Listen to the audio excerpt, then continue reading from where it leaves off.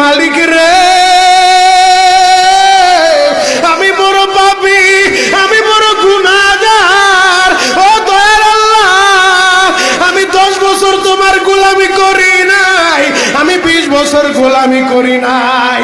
আল্লাহ আজকে মনিরুল ইসলাম শরীয়তপুরি আমার ভাই শোনা গেছে তোমারে বন্ধু বানাইলে ওই জান্নাত পাওয়া যাবে। মালিক রে, তুমি আমারে দাও না মাফ কইরা। যুবক রে,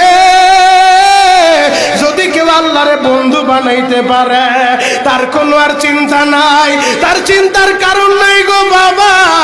এ যুবক ভাইরা, দাড়ি পাকা বাবাজিরা, সবাই আমার দিকে একটা নজর তাকান।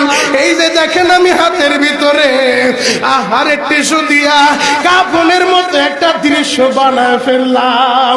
এমন একটা কাপড় আপনার শরীরে একদিন উঠে যাবে, আমার শরীরও একদিন উঠে যাবে।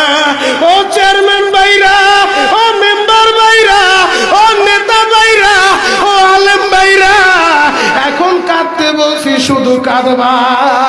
জীবনে কত জায়গায় আমরা গোসল করলাম।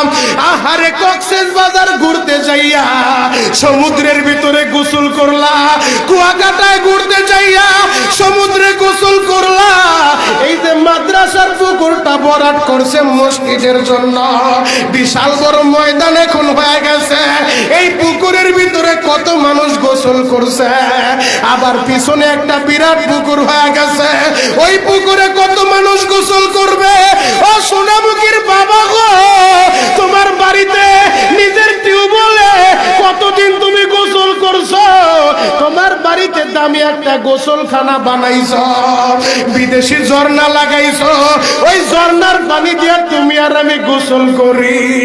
এমন একটা দিন তোমারও আসবে, এমন একটা দিন আমারও আসবে।